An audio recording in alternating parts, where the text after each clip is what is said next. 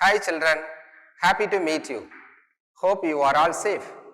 Today we are going to learn General English, Higher Secondary First Year, Unit 5, poem Everest is not the only peak by Klotungan. Before going to learn this poem, I remember you a few more popular personalities who have made our nation proud.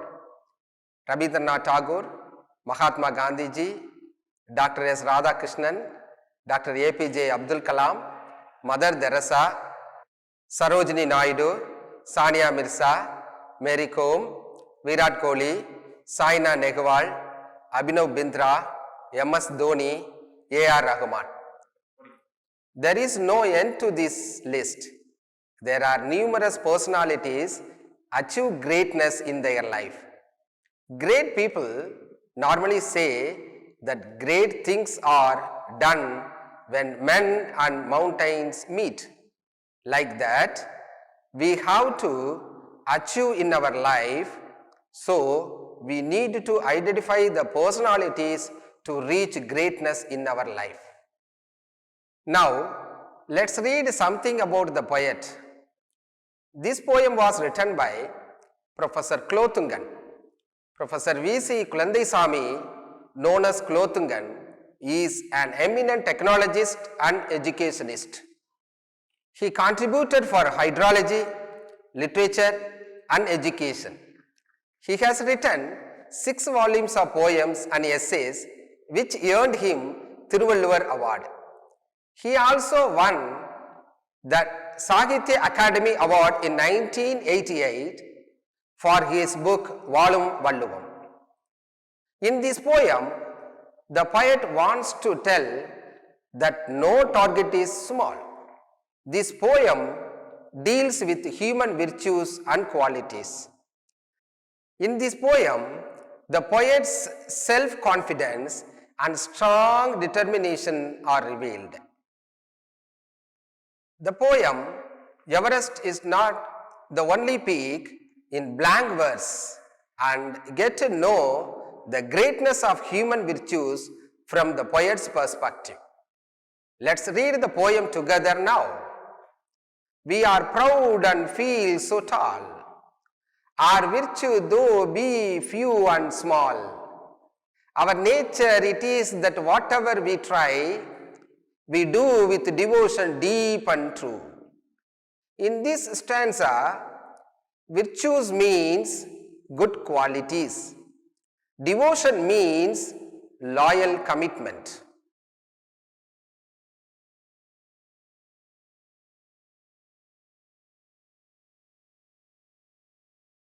The first stanza conveys that man with certain virtues is proud. The poet can feel proud and tall. So we should carry out our duties with true devotion. Students, so if we do our duty with devotion, dignity and honor, we will feel proud.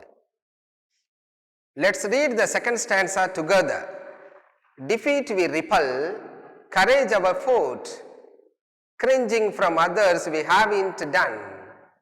To seek again we adore none, we are proud and feel so tall. In this stanza, repel means hate, cringing means behaving humble, adore means worship someone.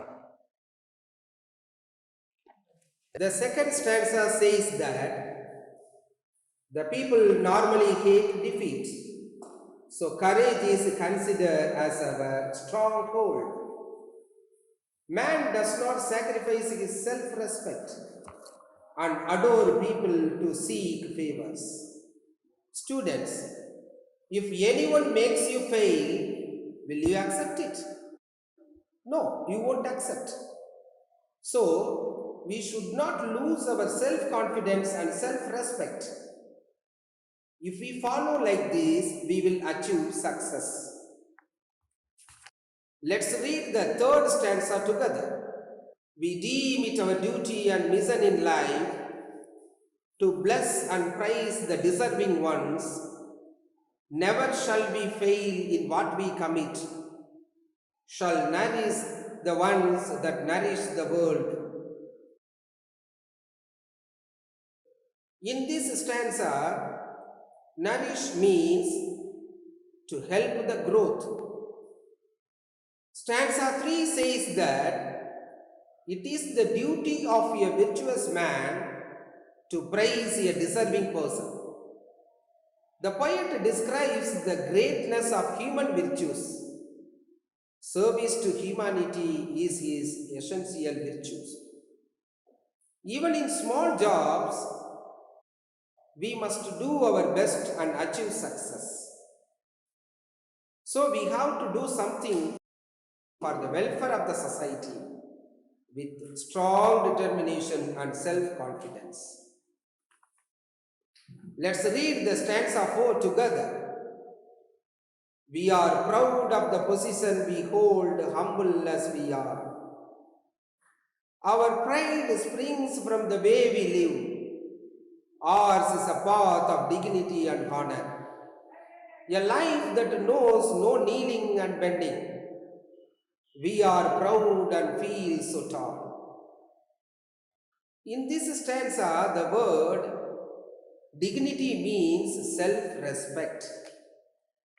Stanza 4 says that the speaker is proud of his position, at the same time humble in his service.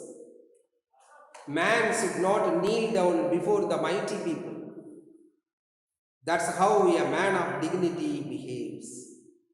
Students, to lead honest life, we have to follow a path of honor and dignity. Let's read the stanza 5 together.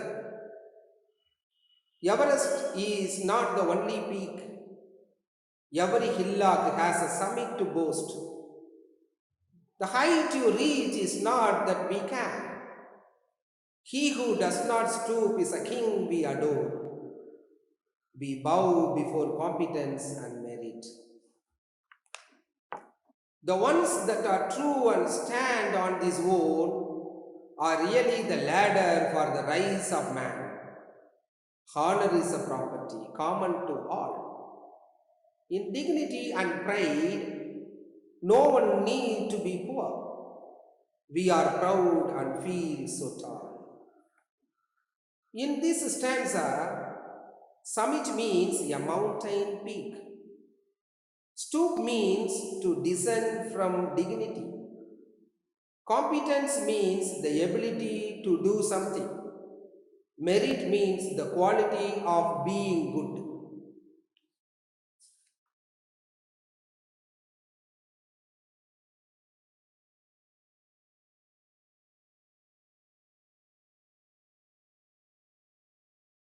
In the last stanza, the poet says that Everest means the highest position held by man. A person who does not stoop, who does not surrender, is adored as a king. People with great height on their traits as competence and merit are respected most. The destination does not matter. The path to it must be great dignity and honor. People who have courage are the ladders of the society. Students, at last, the poet says that competence and merit are two important qualities. We have to recognize it, so the poet does not focus on the destination, but insist our life with honor, dignity and confidence. Let's read overall view of the poem. The poet gives good advice to the people. He motivates the readers to feel proud. The people who do their duties with true devotion are the deserving ones. The poet advises not to care of the height we reach. He considers a person with dignity as a king. The poet says repeatedly that we should always be proud and feel high of ourselves. This is the journey towards the destination. At last, the poet says that our life with honor, dignity, and confidence are important. So we have to follow what the poet wants to do. Every human being is gifted with something of which they can feel proud about. Everyone has talent. We should respect others' talents and bow only before competence and merit. We should take care that one's self respect and dignity should not make him or her blind to others' talents. No one is inferior and no one is superior to. People are just unique. Let's read the figure of speech used in this poem. In this poem, alliteration, metaphor, anaphora, and personification are used. Alliteration means that two or more words in a row of sentence using with the same consonant sounds. For example, winds whipping widely. Here the words winds whipping widely begin with the same consonant letter and sound, so it is called alliteration. In this poem, Everest is not the only peak. Line 4, we do with devotion deep and true. Here, devotion deep are in alliteration. Line 9, we deem it our duty and mission in life. Here, deem and duty are in alliteration. Line 14, hold humble as we are proud and position. Here, hold and humble are in alliteration. Line 17, a life that knows no kneeling and bending, knows and kneelings are in alliteration. Metaphor. A metaphor is an indirect comparison. It compares two objects without using the connective words like and as. For example, she is an angel. Here, she is being compared to angel. This poem, line 6, defeat will repel courage of a foe. In this line, courage is being compared to foe, so metaphor is the figure of speech. Line 22, he who does not stoop is a king we adore. In this line, king is being compared to adore, so metaphor is the figure of speech. Line 25, are really the ladders for the rise of man. In this line, ladder is being compared to rise of man, so metaphor is the figure of speech. Line 26, honor is a property common to all. In this line, honor is being compared to property, so metaphor is the figure of speech. Anaphora.